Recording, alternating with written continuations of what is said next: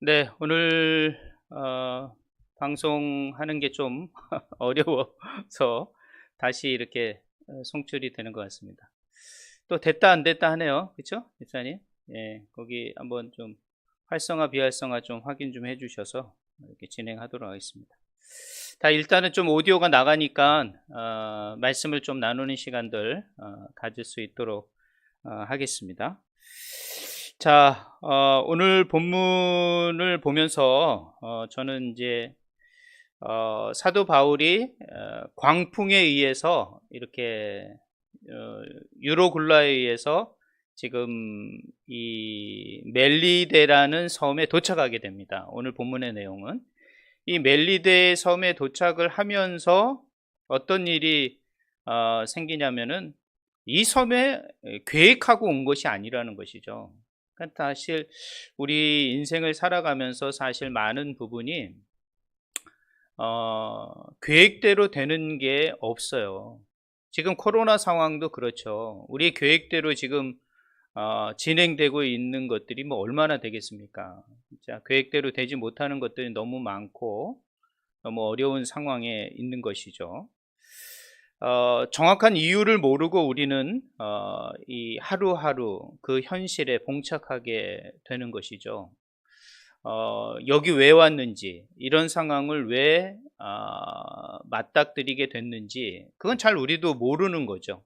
그 전에도 몰랐고, 사실은 그 상황에 봉착을 해서도 지금 왜 이런 일이 있는지도 우리는 알지 못할 때가 많이 있습니다. 사도 바울도 이 멜리데 섬에 오기까지 그는 이 멜리데 섬에 올 계획이 전혀 없었던 것이죠. 그럼에도 불구하고 광풍에 의해서 이 멜리데 섬에 도착하게 된 것이죠. 자, 왜 도착을 했을까? 오늘은 그것에 대해서 좀 얘기를 해 보려고 하는 것입니다. 우리가 구원을 왜 받았는지, 내가 왜 지금 베트남에 있어야 하는지, 또 베트남에서 왜 이런 일을 내가 겪고 있는지 알 수 있는 사람이 없습니다. 또 그것이 우리의 계획이었다고 할지라도 그 계획대로 되지 않는 것이 우리의 상황이죠. 그러니까 사실은 우리의 인생은 갈 바를 알지 못하는 경우가 너무 많이 있습니다. 갈 바를 알지 못하기 때문에 사실은 어디로 가야 될 줄 모르는 거죠. 그러나 현실을 벗어날 수도 없지요. 현실을 부인할 수도 없는 일이고, 그렇기 때문에 우리는 그곳에 이 현실에 맞닥뜨리면서 살아가는 것이죠. 그런데 이 현실을 지나가 보면 왜 그랬는지, 왜 그때 그런 일이 있는지, 왜 그런 상황이 됐는지 우린 그때야 비로소 알게 되는 것이죠. 자, 그래서 그 현실을 맞이할 때마다 우리는 믿음으로 그 모든 상황을 맞이할 수밖에 없는 것이죠. 믿음으로 그 현실을 맞닥뜨려야 하는 것입니다. 자, 오늘 이 멜리데 섬에 도착한 사도 바울의 상황 한번 좀 살펴보면서 정말 우리가 우리의 계획대로 우리의 생각대로 이 현실이 진행되지 않더라도 그 모든 것들이 하나님의 작정과 하나님의 계획과 하나님의 뜻 가운데 하나님의 섭리 가운데 이끌림을 받고 있다는 것을 여러분이 좀 기억을 하셔야 될 것 같습니다. 그래서 오늘 이 멜리데 섬에 도착해서 로마 까징 이르기 전의 상황은 오늘 1절부터 15절의 상황을 살펴보면서 이 상황 속에서 사도 바울을 통하여 하나님께서 하시고자 하는 일, 또 지금의 현실 가운데 저와 여러분을 통하여 하나님이 하시고자 하는 일들을 잠시 살펴보는 시간을 좀 갖기를 소망합니다. 자, 먼저 이 멜리데 섬이라에 다 276명이 구조가 됐습니다. 정말 하나님의 말씀대로 다 구조가 되었던 것이죠. 자, 그런데 이 멜리데 섬 이러면 여기는 여러분이 이탈리아, 로마였으니까 이탈리아를 보면 이렇게 구두 모양으로 되어 있잖아요. 장화 모양으로. 그래서 이 장화 모양 앞에 큰 섬이 하나 있습니다. 시실리아 섬인데요. 이 시실리아 섬에 한 200km 떨어진 작은 섬이 있습니다. 우리나라로 보면 한 강화도 섬만한 곳이 이 멜리데 섬입니다. 지금은 이 섬이 몰타 공화국이라고 말을 하죠. 그래서 독립국가로 남아있는 섬입니다. 자, 우여곡절 끝에 이 섬에 도착을 했습니다. 자, 이 섬에 도착한 이 바울의 일행을 맞이한 사람들이 누구냐? 2절에 보니까 원주민들이 맞이했다라고 되어 있습니다. 원주민, 그러면 우리는 이 옛날 성경에는 이거를 토인이라고 했어요. 토인이라고 하면은 어떻게 보냐면은 이게 뭔가 흑인들이 뭐 이렇게 문명도 없이 뭐 이런 이미지가 있어요. 그래서 개역 개정에는 이거를 원주민이라고 번역을 하게 되었던 것이죠. 또 원주민도 조금 우리가 생각하는 이 당시의 이 사람들하고는 좀 다릅니다. 헬라 당시의 문화로 보면은 이 당시의 사람들은 헬라어를 하지 못하거나 헬라 문명이 그들에게 영향을 주지 않은 곳의 모든 사람들을 다 이방인, 원주민 이렇게 생각을 했어요. 그러니까 헬라어를 하지 못하고 헬라 문명을 수용하지 않은 곳을 다 미개한 사람들, 미개척지로 생각을 했던 것이죠. 그런 의미에서 이 원주민이라는 말이 있는 거예요. 여러분, 이 원주민이란 말은 어떤 거냐면 이 바바리안이라는 말입니다. 바바리안.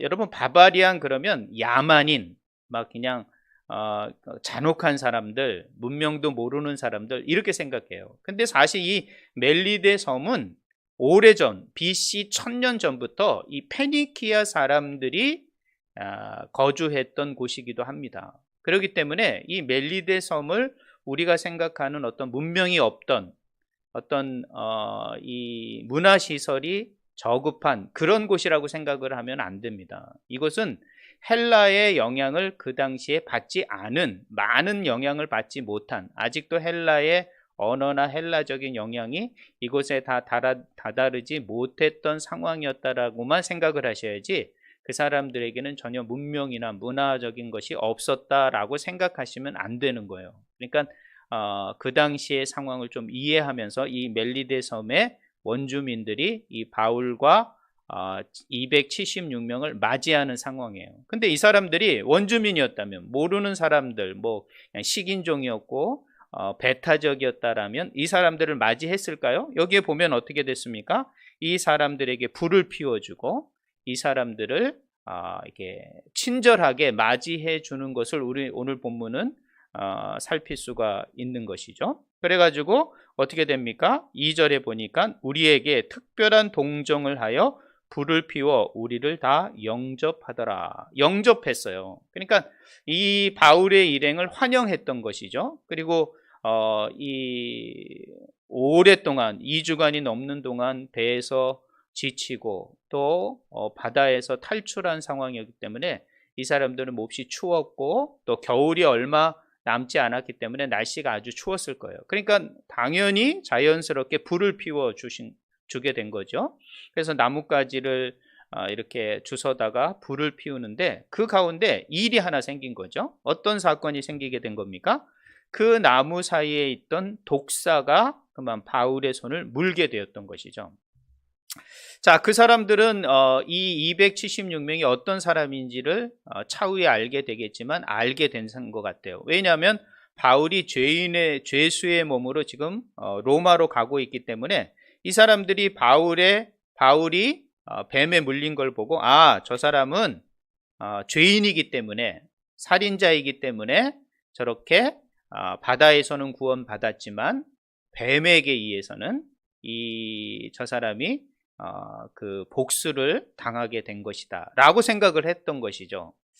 자, 그 당시에 사람들은 이런 생각을 가진 거예요. 사실 헬라적인 문화나 좀 이 문명의 영향을 받았으면 좀 다른 생각을 가졌을 텐데, 이런 영향을 받지 않는 보통 세상 사람들의 생각은 이런 생각을 갖는 거예요. 즉 인과응보식의 생각을 갖는 것이죠. 저와 여러분도 그렇게 생각합니다. 어떤 사람이 잘 안 되거나 어떤 사람이 고통을 당하거나 어떤 사람이 어려움을 당하면 저 사람은 뭔가 잘못을 했기 때문에 저런 것을 받는 거야 라고 생각을 해요. 이게 보통 사람들 세상적인 프레임이고 관점인 것이죠. 자, 이런 것들을 생각할 때 우리는 많은 사람들이 그렇게 생각하는 것이 틀렸다고는 말할 수 없습니다. 그러나 성경적이지는 않아요. 인과응보시 반드시 심은 대로 거둘 수밖에 없다. 여러분, 심은 대로 거둔다면 여러분들은 다 구원받을 수 없는 사람들이 되는 거예요. 하나님은 절대 그렇게 역사하지 않는다라는 것을 여러분이 기억하셔야 합니다. 자, 아무튼 뱀에 물렸어요. 사람들의 인과응보식으로 저 사람이 사람을 죽였기 때문에, 죄를 졌기 때문에 그거에 대한 응당한 보응을 받는 것이다 라고 바울을 생각했어요. 이제 금방 죽을 것이다 생각을 했던 것이죠. 그런데 이상한 일이 생긴 거죠. 바울이 죽지 않은 거예요. 독사에 물려서 반드시 넘어지고 거품을 흘고 죽을 수밖에 없을 텐데 저 사람이 죽지 않는 거예요. 야, 이거 이상한 일이 생긴 것이죠. 그래서 사람들이 이제는 어떻게 생각합니까? 아, 저 사람은 신이기 때문에 그렇다라는 생각을 하게 되는 거예요. 참 사람들의 생각에 두 번째 오류예요, 이게. 무슨 생각을 하는 거예요? 그냥 인과응보식이 아니면 저 사람은 특별한 사람, 저 사람은 신일 거야 라고 생각해요. 즉, 이 피조물을 신격화하는 생각을 갖는다는 것이죠. 야, 이것은 곧 피조물을 우상으로 만들어 신을 섬기는 세상 사람들의 관점을 반영하는 것과 같은 것이에요. 여러분, 우리는 그렇습니다. 어떤 우리에게 일어날 수 없는 초자연적인 일을 만나게 되면 우리는 자연스럽게 이것은 저 사람의 뭔가 특별한 능력이 있어서 어떤 신적인 능력이 있어서 그런 것이다 라고 신격화할 때가 너무도 많이 있습니다. 그러므로 말미암아 어떻게 돼요? 참된 신인 하나님을 배격하는 것이죠. 곧 우상을 만들어서 자기가 신격화되고 피조물들을 신격화하는 것. 이것은 곧 사단의 전략이기도 하는 것이에요. 자, 어떤 초자연적인 일이 일어나면 하나님을 생각하기보다는 어떤 피조물을 신격화함으로 말미암아 하나님을 잊어버리게 하는, 우상을 섬기게 하는 그런 일들을 초래하게 되는 것이죠. 이 원주민들, 이 멜리데 섬에 있던 사람들이 이런 모습이에요. 근데 이런 모습은 사실 세상 사람들, 성경적 하나님의 관점을 갖지 못한 사람들의 관점이기도 하다는 것이에요. 저와 여러분들은 이런 관점에 대해서 늘 조심하셔야 하는 것입니다. 사도행전은 이걸 말하고 있는 거예요. 이런 부분도 우리가 생각해야 됨을 여러분 기억하셔야 됩니다.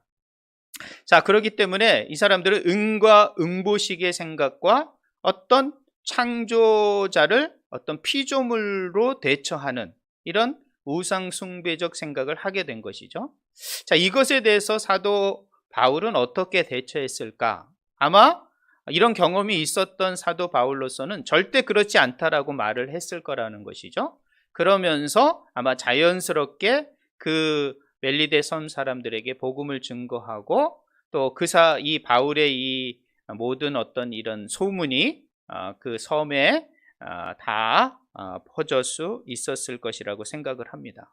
그런데 이 뱀에 물려도 이렇게 된다라는 것을 볼 때 우리는 이 마가복음 16장 17절 18절을 생각하지 않을 수가 없습니다. 바로 주님의 말씀인데요. 주님의 말씀에 이 마가복음 16장 17절과 18절이 이렇게 말합니다. 믿는 자에게는 이런 표적이 따르리니 곧 그들이 내 이름으로 귀신을 쫓아내며 새 방언을 말하며 뱀을 잡아 올리며 독을 마실지라도 해를 받지 아니하며 병든 자에게 손을 얹은즉 나으리라 라고 되는 거. 그러니까 뱀에게 집어 올릴지라도 독을 마시지 않고 해를 받지 않을 것이다. 이건 주님께서 마지막 승천하시기 전에 제자들에게 말씀하신 본문이거든요. 그대로 예수님의 말씀이 사도 바울의 사역 속에 이 성취되고 있는 모습을 볼 수가 있습니다. 저와 여러분에게는 그리스도인에게는 이런 권세와 능력이 주어졌음을 여러분 믿으시길 바랍니다. 그렇기 때문에 우리는 이런 세상적인 관점 앞에 우리는 하나님이 주시는 권능과 하나님이 주시는 능력이 있음을 여러분이 꼭 기억하시고 하나님으로 인한 그 권세와 능력이 발휘되어야 됨을 여러분이 기억을 하셔야 될 것입니다. 자, 그렇기 때문에 이 멜리데 사람을 통하여 아마 사도 바울은 이런 관점의 변화, 이런 프레임의 변화를 복음에 담아 전달하지 않았을까 저는 생각을 해봅니다.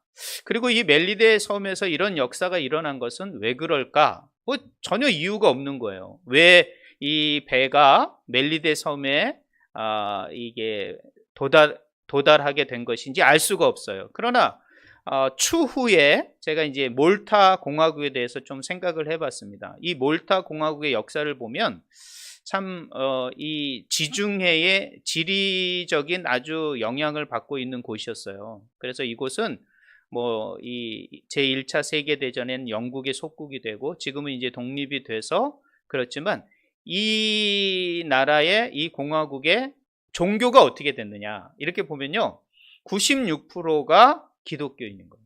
96%가 기독교인이 된 거예요. 그러니까 하나님께서는 이 몰타의 영혼들을 구원하시기 위하여 바울을 이 광풍에 의해서 이 멜리데 섬에 이르게 된 것이죠. 어떻게 보면 그것이 우연일 수 있고 어쩌다 그렇게 됐다라고 생각을 할 수 있어요. 사람들은 재수가 없어서 정말 갈 곳이 없어서 그렇게 됐다라고 생각을 할 경우가 있어요.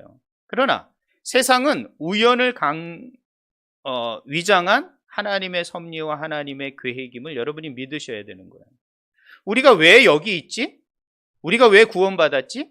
내가 베트남에서 지금 뭐 하지? 라고 생각하면 그 답을 찾을 수가 없어요. 여러분, 믿음도 그러는 거예요.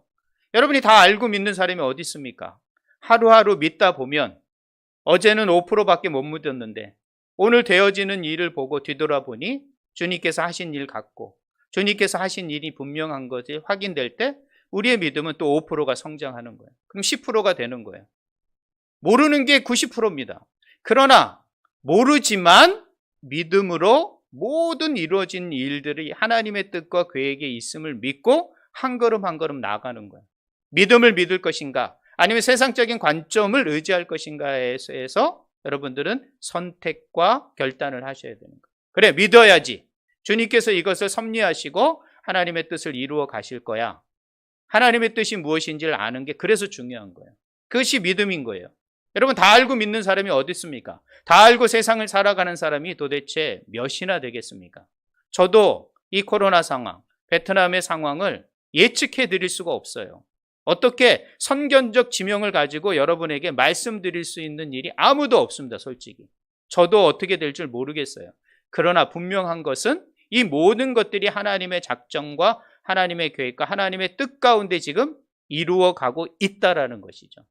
이것을 우리는 믿고 어제는 5%밖에 10%밖에 못 믿었지만 오늘은 20%의 믿음으로 믿어가면 내 믿음이 성장해 가는 것이죠. 언젠가는 100%의 믿음을 가지고 일어나는 모든 현실과 일어나는 모든 상황을 이해하고 받아들이고 용납하게 되는 것이죠. 그래서 모든 일에 믿음으로 반응하게 되는 것이에요. 그러다면 여러분의 생각의 틀이 바뀝니다. 세상적인 관점에서 응과 응보시, 어떤 피조물이 어떤 신격화되는 어떤 그런 관점에서 이제는 하나님의 생각의 틀, 성경적 틀, 하나님의 나라의 관점의 틀로 우리의 프레임, 생각의 틀이 바뀌게 되는 거예요. 그러므로 말미암아 세상을 보는 눈이 달라지는 것이죠. 세상 사람들과 보는 관점이 달라지게 되는 것이에요. 세상을 살아가는 목적이 달라지게 되는 것이에요. 그냥 나를 위해서 아무 생각 없이 그때그때 살아가는 것이 아니라 정말 하나님의 나라를 위해서 하나님께서 이 사건을 통하여 이 일을 통하여 무엇을 지금 뜻하고 계실까? 나에게 지금 요구하시는 것은 무엇인가? 어떤 선택과 결정과 어떤 방향을 원하시는가를 알게 되는 거예요. 모르고 갔지만 결국에는 그것이 어떤 목적인지를 알게 되는 거죠. 저는 이 바울이 이 멜리데 섬에 왜 이렇게 풍랑을 맞아서 도착을 하게 됐을까라고 궁금해 생각을 했어요. 그런데 몰타의 그 이후의 역사를 보니까 어떤 일이 있었냐면 그곳에 있는 수많은 영혼들이 구원받게 되고 지금도 이 몰타 공화국의 종교가 기독교로 96%를 믿게 되는 민족이 되었다라는 것이죠. 나라가 되었다라는 것이죠. 그러니까 하나님의 구원의 계획은 어떤 한 계층과 한 민족에게 국한된 것이 아니라 온 인류를 향하신 하나님의 뜻과 계획이 있는 거예요. 바울의 우연한 풍랑과 좌초와 도착을 통해서도 하나님은 이 몰타의 영혼들을 구원하시기를 원하셨다라는 것이에요. 이것이 하나님의 뜻이고 하나님의 계획이라는 것이죠. 온 인류를 구원하시고자 하는 하나님의 계획이 때를 얻든지 못 얻든지 하나님은 하나님의 일을 해 가신다라는 것이죠. 이런 계획과 이런 생각들을 가질 때 우리는 정말 하나님을 더 신뢰해 갈 수 있게 되는 것이죠. 자, 또 하나의 저는 사건을 또 하나 이렇게 보게 됩니다. 그것은 바로 이 보블리오라는 사람의 아버지를 고치는 내용이에요. 자, 이제 7절에 보면 이 섬의 가장 높은 사람 보블리오라는 하는 이가 그 근처에 토지가 있는지라. 그러니까 아마 이 보블리오는 그 당시에 그 섬에서 가장 큰 영향력을 가지고 있는 사람이었을 것이라고 저는 생각해 봅니다. 그렇기 때문에 이 사람에게 아마 이 바울과 바울의 일행에 대한 소문이 전달이 됐을 거예요. 그 당시에 뭐 통신이 잘 안 됐지만 소문은 얼마나 빠릅니까? 그래서 이 보블리오가 이 바울과 바울의 일행을 3일 동안 맞이하고 대접하게 됩니다. 그러니까 276명을 대접할 정도라면 그 사람의 이 재산과 그 사람의 힘이 어느 정도였는지를 우리는 알 수가 있습니다. 자, 그런데 이 보블리오라는 사람의 역사를 보면 이 멜리데 섬의 초대 교부예요. 초대 감독이 되는 거예요. 그러니까 이 사람이 이 바울의 역사를 보고 3개월 동안 이 멜리데 섬에 있으면서 바울에게 하나님의 말씀을 전해 들었고 이 사람이 개종을 하게 되고 이제 이 멜리데 섬의 초대 감독이 된 사람이 이 보블리오라는 사람이라는 거죠. 그리고 결국에는 끝내 순교를 당하는 사람이라는 이 명단이 역사의 기록이 나와 있다는 것이죠. 그러니까 얼마나 놀라운 일이에요. 우연히 간 것 같지만 이 멜리데에 광풍을 만나서 우연히 갔고 왜 갔는지를 알 수는 없지만 후에 그것을 살펴보면 하나님께서 하나님의 뜻과 하나님의 계획을 이루어가는 과정이라는 것을 우리는 알 수가 있다는 것이에요. 자, 여기에 보면 또 하나 또 생각할 수 있는 것은 여기에 이 보블리오라는 부친의 아버지가 열병과 이질에 걸려 누워 있었다라고 되어 있습니다. 이 보블리오라는 아버지가 열병과 이질에 걸렸다. 이거는 어떻게 보면은 이 지금 박테리아에 의해서 사실은 어떤 그런 병에 걸린 거예요. 근데 왜 이런 병이 역사적으로 있었을까? 후에 이것이 발견되었습니다. 1887년에 발견이 되었는데 거기에 있는 염소의 젖에 의해서 이 염소의 젖, 그 사람들은 치즈를 만들고 또 염소의 어떤 그런 것들을 공급받기 위해서 젖을 먹었거든요. 많은 사람들이 그 당시에. 그런데 그것을 먹음으로 말미암아 설사하고 열병에 걸리게 되고 또 장티푸스에 걸리게 되는 거예요. 그래서 많은 사람들이 그렇게 죽어갔던 시대가 그 시대입니다. 그런데 이것들이 19세기에 발견되었는데 이 병을 지금 고치게 된 거예요. 근데 저는 생각해 보게 됐습니다. 이 바울의 일행 가운데 의사가 있는 거예요. 누구죠? 이 사도행전을 쓴 이 누가라는 사람이에요. 누가는 이 병을 아마 어느 정도 진단을 했을 것입니다. 왜? 그 당시 많은 그 지중해 연안의 사람들이 이 병으로 고생하고 죽어갔기 때문에 의사 누가는 이거에 대해서 잘 알고 있었을 거예요. 그런데 이 병에 대한 진단은 의사가 했지만, 누가 이사가 했지만 결국에는 이 병을 고치는 자는 누구였다라는 거예요? 바울의 기도와 바울의 안수에 의해서 고침을 받았다라고 기록하고 있는 거예요. 여러분, 성경은 의사를 무시하지 않습니다. 의사의 손길이 필요합니다. 의사가 어떤 일을 해야 될지 우리는 알 수 있습니다. 어떤 역할을 해야 될지 알 수 있습니다. 인정합니다. 그러나 성경은 그 의사의 결정보다 더 하나님의 역사와 하나님의 능력과 하나님의 치유하심이 더 크다라는 것을 말하고 있는 것이라는 거예요. 그러니까 우리에게는 의사의 손길도 필요하지만 주님의 치유하심과 주님의 고치심도 분명히 필요하다라는 것을 성경은 말하고 있다라는 거예요. 누가는 그것을 바울의 기도와 안수가 더 크게 역사해서 이런 모든 병을 치유할 수 있었다라고 기록하고 있는 거예요. 자, 의사가 자신의 어떤 치유와 자신의 진단을 먼저 강조하지 않고 누구를 강조하는 거예요? 바울의 치료와 바울의 능력을 더 강조하고 있다는 것이에요. 그러니까 우리의 삶의 우선순위가 세상의 관점이 아니라 하나님의 뜻과 하나님의 계획에 의해서 이 모든 것들이 진행되고 있다라는 이 누가가 말하고 싶은 이 두 개의 사건을 통하여 하나님은 어떤 지역, 어디에 있든지, 어느 상황에 있든지, 우리가 알지 못하는 그런 상황에 있을지라도 하나님의 능력과 하나님의 뜻을 믿고, 그것을 믿고 우리가 그 상황과 처지를 감당한다면 하나님께서는 반드시 그 모든 것들을 선하게 인도해 가신다라는 것을 이 사도행전 누가는 기록하고 있다라는 것이에요. 자, 이렇게 가장 강력한 영향력을 가진 보블리오의 아버님을 치료한 이 바울의 일행, 어떻게 됐을까요? 이 멜리데 섬에 3개월을 지내게 됩니다. 정말 이 멜리데 섬에 있는 사람들은 토인이나 원주민이 아닙니다. 야만인이 아니었다라는 걸 알 수가 있습니다. 이 사람들은 참 친절하게 많은 사람들을 배려했고 호의를 베풀었어요. 이런 말이 있습니다, 여러분. 누구에겐가 호의를 베푼다. 그것은 하나님의 축복의 통로임을 믿으시기 바랍니다. 여러분 주변에 우리의 호의와 우리의 배려가 필요한 사람이 지금 많이 있습니다.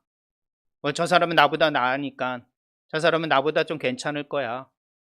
나도 지금 코가 석자인데 왜 다른 사람을 도와야 돼? 이렇게 말을 합니다. 그러나 하나님은 먼저 이웃을 사랑하라고 말을 하고 있는 거예요. 그것이 나에게 축복의 통로가 되어서 되돌아온다는 것을 기억하셔야 됩니다. 저는 이 몰타의 사건, 이 멜리데의 사건을 통하여 그것을 알 수 있어요. 정말 원주민 같은 그 당시에 이 멜리데 섬의 사람들, 그러나 바울과 그 바울의 일행을 친절하게 배려하고 친절을 베풀고 호의를 베풀므로 말미암아 그 땅에 구원의, 영혼의 구원의 축복이 임하게 됐다라는 것을 우리는 알 수가 있다라는 것이죠. 여러분, 지금은 호의를 베풀 때예요. 우리가 어려우니까 우리가 먼저 도움을 받자라고 생각할 때가 아니라 우리가 먼저 좀 더 어려운 이웃들을 향하여 호의를 베푸는 것이 지금의 상황이 되지 않겠는가? 알지 못합니다. 왜 이런 어려움이 우리 가운데 왔는지는 우리는 알 수 없습니다. 그러나 이럴 때일수록 믿음과 하나님의 관점으로, 하나님의 생각으로, 하나님의 프레임으로 우리는 이 모든 사건과 상황들을 맞닥뜨려야 하는 것입니다. 그리고 믿음으로 이 모든 것들을 이겨나갈 수 있어야 한다는 것이죠. 자, 이런 상황들을 보면서 우리는 좀 생각해야 될 것이 좀 몇 가지 있다고 생각합니다. 먼저 이 풍랑과 광풍이 우연이 아니라 이것은 하나님의 뜻 가운데 하나님께서 영혼을 구원하시고자 하는 하나님의 작정, 예정하심을 이루어 가시는 놀라운 사건이었다. 이 사건 속에 바울은 그곳에서 하나님이 주신, 주님이 주신 권세와 능력으로 그것을 치유하고 그것을 회복시키고 그곳에 하나님의 구원이 이르게 하셨다는 것이죠. 또 사도 바울의 권세와 능력을 통하여 예수 그리스도의 말씀이 그냥 말씀에 지나지 않는 것이 아니라 그것을 믿고 그 상황에서 실천하는 자에게, 행동하는 자에게 그 능력과 권세는 나타날 수밖에 없다라는 것을 우리들에게 보여주고 있다는 것이죠. 사랑하는 주 안의 성도 여러분, 우리의 상황이 녹록치 않습니다. 그러나 우리에겐 이런 권세와 능력이 있음을 믿고 여러분이 어느 곳에 있든지 어떤 상황에 있든지 그 모든 권세와 능력을 활용하여서 그 모든 것들을 감당하시길 바랍니다. 세상적인 관점, 인과응보식 관점, 그런 어떤 우상 숭배적 관점이 아니라 정말 하나님의 나라, 하나님의 뜻 가운, 하나님의 성경적, 하나님의 나라의 관점을 가지시고 여러분이 그 모든 세상과 구별된 삶을 살아가는 저와 여러분이 되어야 될 줄 믿습니다. 오늘도 이런 명령을 우리들에게 하고 계시는 것 같아요. 사도행전은 28장에서 멈추고 있지만 29장을 저와 여러분들이 다시 써내려가야 하는 것입니다. 왜냐하면 끝난 게 아니거든요. 자, 그것을 어떻게 알 수 있냐면 오늘 11절과 15절의 내용입니다. 드디어 바울이 우여곡절 끝에 이탈리아 반도 로마 근교까지 이르게 되게 돼 있습니다. 자, 그 여정을 설명하는 것이 11절부터 15절의 내용이에요. 왜 굳이 이런 여정을 누가는 기록하고 있을까? 이것에 대해서 여러분들은 좀 생각을 해야 되는 거예요. 이거는 기록하고자 하는 저자가 의도한 게 있기 때문에 그러는 거예요. 자, 어떤 의도로 이 내용을 기록하고 있는지를 좀 살펴보기를 소망합니다. 자, 11절입니다. 석 달 후에, 그러니까 멜리데 섬에 3개월을 있었어요. 자, 3개월을 있을 동안 많은 사람들을 이 보블리온 아버지와 같은 질병이 있는 사람들에게 치유와 회복을 선물했고요. 또 그러므로 말미암아 많은 사람들에게 위로와 도움을 받았겠죠. 자, 3개월 후에 11절에 이제 겨울이 다 지나고 이제 봄이 됐습니다. 봄이 되어서 이제 그것을 떠날 때가 되니까 아마 큰 배가 와서 아마 떠날 때가 된 거죠. 자, 여기에 보면 11절, 우리가 그 섬에서 겨울을 난 알렉산드리아 배를 타고 떠나니, 자, 그곳에서 겨울을 났다라고 말하는 거예요. 겨울이 보통 3개월이니까 3개월 동안 났겠죠.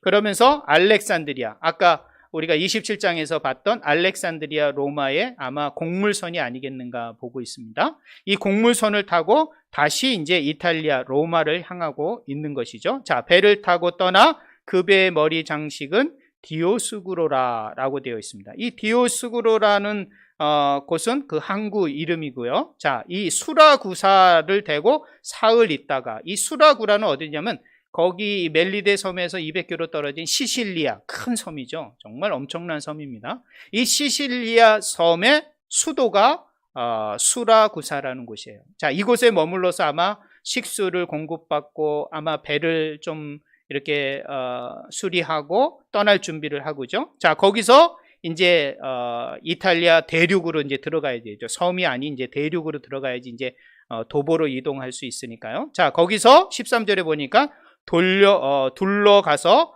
레기온에 이르러 하루를 지낸 후에 남풍이 일어나므로 이튿날 보디올에 이르러. 자, 보디올이라는 곳에 이르렀다라고 말해요. 자, 이것은 이제 로마로부터 한 70km 떨어진 지역에 이제 도착하게 된 거예요. 이제 거기서 하선을 하고 이제 로마를 향하게 됩니다. 그런데 바울이 온다는 소식을 로마 교회 성도들이 듣게 된 것이죠.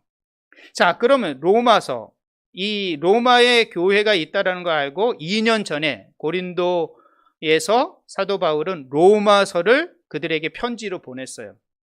그러니까 2년 전에 그들에게 이미 바울의 소식을 전했지만 예루살렘에서, 가이사랴에서 또 풍랑을 만나 2년이라는 시간이 지난 후에 드디어 로마 70km 전방인 이 보디올에 도착하게 된 거예요.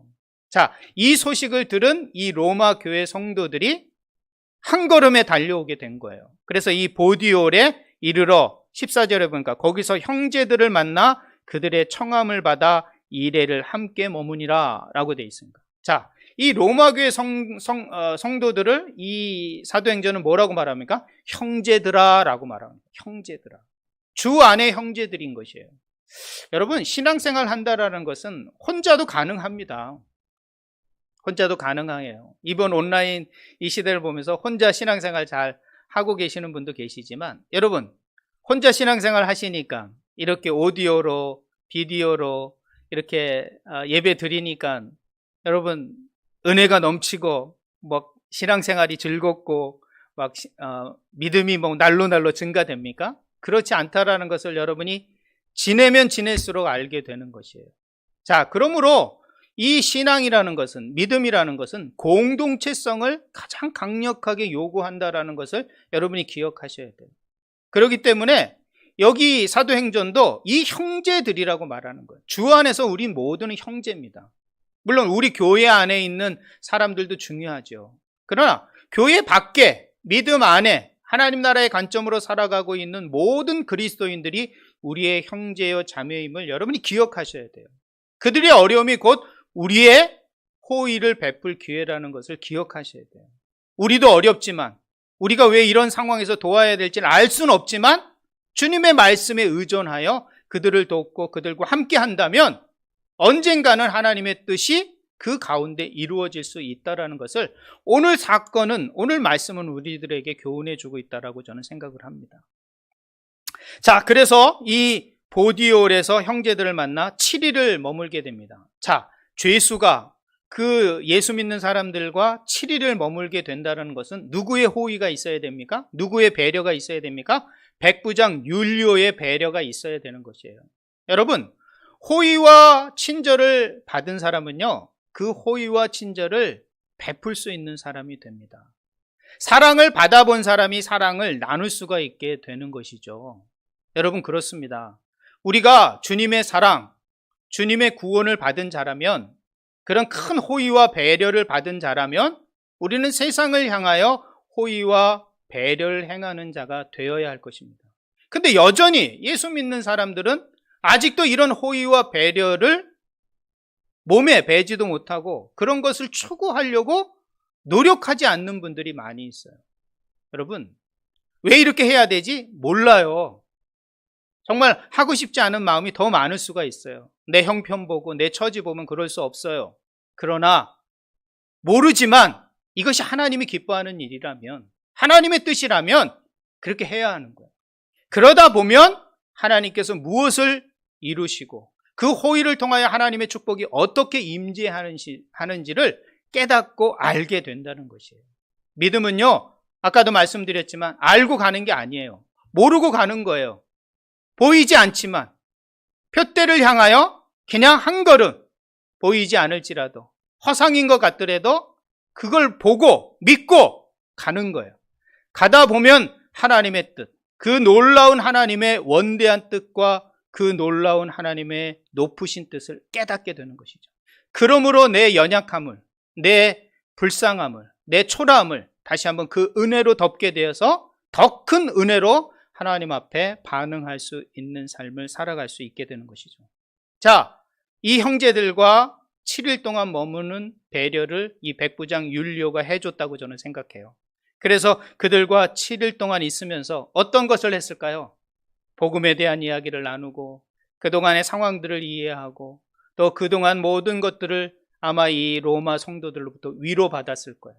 아마 큰 힘과 용기를 얻고 사도 바울이 다시 이제 로마를 향할 수 있는 고백을 하게 됩니다. 그게 바로 15절이에요. 자, 14절 보면 거기서 형제들을 만나 그들의 청함을 받아 이레를 함께 머문 후 그래서 우리는 이와 같이 로마로 가니라. 자, 이게 오늘의 제목이에요.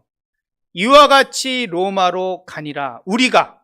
자, 우리라는 말을 우리나라 사람처럼 많이 쓰는 사람이 없죠. 우리 아내, 우리 자식, 우리 사람. 우리라는 단어, 이거를 영어로 번역할 땐 참 어려운 상황에 이르게 된다는 말을 여러분은 잘 알고 있을 것입니다. 이마만큼 우리라는 단어를 성경은 쓰고 있다는 것이에요. 그런데 이 성경은 이런 말을 많이 쓰지 않습니다. 그런데 이 로마를 향하는 이 바울의 일행과 로마 교회 성도들이 다 함께 뭐란다? 우리가 라는 말을 쓰고 있죠. 즉 로마를 복음화시키고 로마 제국을 복음화시키기 위해서는 바울 혼자의 힘이 아니라는 거예요. 모두 함께 힘을 합하고 함께 뭉치고 함께 협력하면서 이 모든 것들을 이루어갈 수 있다는 것을 말하고 있는 거예요. 그래서 우리가 이와 같이 어떻게 하나가 되고 연합이 된 가운데 이런 상황 속에서도 하나가 되고 연합이 되는 가운데 로마로 가니라 라고 말해요. 자, 로마는 어떤 곳입니까? 로마 제국의 수도고 모든 길이 로마로 통한다. 로마를 통해서 모든 권력과 모든 통치가 이루어지기 때문에 로마를 복음화시키는 것은 곧 로마 전체 온 세계를 복음화시키는 것과 같다라고 사도 바울은 생각했을 거예요. 아마 이런 열정과 비전이 그를 붙들고 있었으리라고 생각합니다. 이것이 하나님의 뜻이었고 사도 바울은 로마를 한 번도 가보지 못했습니다. 그러나 주님께서 먼저 말씀하시죠. 너가 로마에 가리라. 자, 이 말씀이 드디어 2년 만에 수많은 우여곡절 끝에 로마에 도착하게 되는 하나님의 말씀은, 주님의 말씀은 반드시 성취된다라는 것을 말하고 있는 거예요. 여러분, 하나님의 뜻은 이루어집니다. 우리가 오늘 이런 상황이 왜 이렇게 상황이 전개되는지는 알 수 없지만 오늘을 살아가는 저와 여러분이 주님의 뜻을 받아들이고 순종하고 믿음으로 말미암아 반응해 갈 때 우리는 반드시 주님의 뜻이 이루어짐을 목격할 수 있는 증인이 될 수 있을 것입니다. 사랑하는 주 안의 성도 여러분, 사도 바울이 드디어 로마에 도착했습니다. 그는 아직 죄수입니다. 아직 부자연스럽습니다. 자신을 감시하고 자유롭게 복음을 전할 수 없는 그런 상황일지라도 그는 고백합니다. 그게 바로 15절이에요. 정말 멋진 고백일 수밖에 없어요. 어떤 고백을 합니까? 그곳의 형제들이 우리 소식을 듣고 아비오 광장과 트레이스 타버나데까지 맞으러 오니 바울이 그들을 보고 하나님께 감사하고 담대한 마음을 얻으니라. 자, 하나님 앞에 두 개의 마음을 바울이 갖게 되는 것이죠. 하나는 감사의 마음이에요. 지금 감사의 조건이 없습니다. 사도 바울이 무슨 상황이 바뀐 것도 아니고 뭐 풀려나게 된 것도 아니고 뭐 황제의 소식에 명령에 의해서 자유인이 된 것도 아닙니다. 아무 소식이 없지만, 상황이 바뀐 것이 없지만, 처지가 뭐 변화된 것은 없지만 하나님 앞에 감사한 것이죠. 자, 여기까지 인도하신 하나님, 하나님의 약속의 말씀이 어떤 어려움과 환난이 있을지라도 반드시 성취된다는 그 말씀을 믿고 걸어왔던 이 길이 드디어 성취됨에 이 모든 것들을 사도 바울은 감사하고, 두 번째 마음은 어떤 마음입니까? 담대한 마음을 갖게 된다. 자, 두려울 것입니다. 로마라는 곳이 어떤 곳입니까? 로마의 수도고 중심지고 그곳의 권력과 그곳의 모든 또 죄인의 몸으로 입성할 수밖에 없는 그런 상황 속에서 두려울 수밖에 없지만 그곳에서 하나님의 뜻이 반드시 이루어질 것이라는 원대한 비전과 열정이 있는 바울에게는 다시 한번 하나님이 의지하는 믿음의 담대함이 있었던 것이죠. 그리고 그와 함께했던 형제들이 그를 위로하고 함께했던 걸 보면서 다시 로마를 향하신 하나님의 뜻이 분명하다는 것을 깨닫고 그는 더 믿음의 담대함을 갖게 됐을 것입니다. 사랑하는 주 안의 성도 여러분, 말씀을 맺도록 하겠습니다. 오늘 이 멜리데 섬에 이른 건 우연일 수 있습니다. 그러나 차후에 모든 역사와 정황들을 뒤돌아볼 때 이 모든 것들은 하나님의 뜻이었고 하나님의 계획이었다는 것이죠. 그리고 하나님의 약속의 말씀은 반드시 그 말씀을 믿고 살아가는 사람들 삶의 현장 속에서 이루어지고 있다는 것을 믿으시길 바랍니다. 이 약속의 말씀을 붙들고 사도 바울은 끝까지 감사와 담대한 믿음으로 걸어갔던 것처럼 여러분도 복음으로 살아가는 저와 여러분, 이런 권세와 능력이 있음을 믿고 절대 포기하지 마시고 믿음의 열정으로 한 걸음 한 걸음 여러분이 어떤 상황 속에서도 승리할 수 있음을 믿고 여러분이 그 모든 것들을 열정적으로 해결해 가시길 바랍니다. 그리고 마지막으로는 여러분의 로마가 있습니다. 각자의 로마에 이르기를 소망합니다. 여러분이 목적하는 바, 여러분이 희망하는 바, 여러분이 원하는 바가 다 있을 것입니다. 그걸 통하여 하나님의 뜻이 이루어질 것입니다. 각자의 로마로 반드시 하나님께서 여러분을 인도해 가실 것입니다. 그러나 그 가는 길에 다 알지 못한다고 할지라도 포기하지 말고 물러서지 말고 절망하지 마시고 여러분 그 모든 상황 속에서도 믿음으로 반응하셔서 반드시 여러분의 약속하신 그 로마로 인도하신다는 것을 믿고 여러분이 한 걸음 한 걸음 그 로마로 전진해 가시는 우리 모든 주 안의 성도들이 되시길 바랍니다. 마지막으로 이런 말이 있습니다. 여러분이 순간순간 생각이 드는 때가 있을 텐데요. 첫 번째 생각은 바로 하나님의 생각입니다. 두 번째 생각은 자신의 생각이죠. 하나님의 생각을 했다가도 결국에는 자신의 생각을 할 때가 많습니다. 세 번째 생각은 누구의 생각일까요? 바로 마귀의 생각입니다. 자신의 생각을 더 크게 확대해서 마귀의 생각이 들어올 때가 있습니다. 여러분, 첫 번째 생각, 불가능할 것 같고 안 될 것 같은 그 하나님의 생각을 붙드십시오. 그럼 반드시 하나님께서 여러분이 소망하고 여러분에게 주신 모든 비전의 로마로 인도해 가실 것입니다. 우리 모두가 이와 같이 로마에 이르는 그런 모든 삶을 성취해 가시는 우리 모든 주 안의 성도들이 되시길 주님의 이름으로 부탁드립니다. 기도하시겠습니다.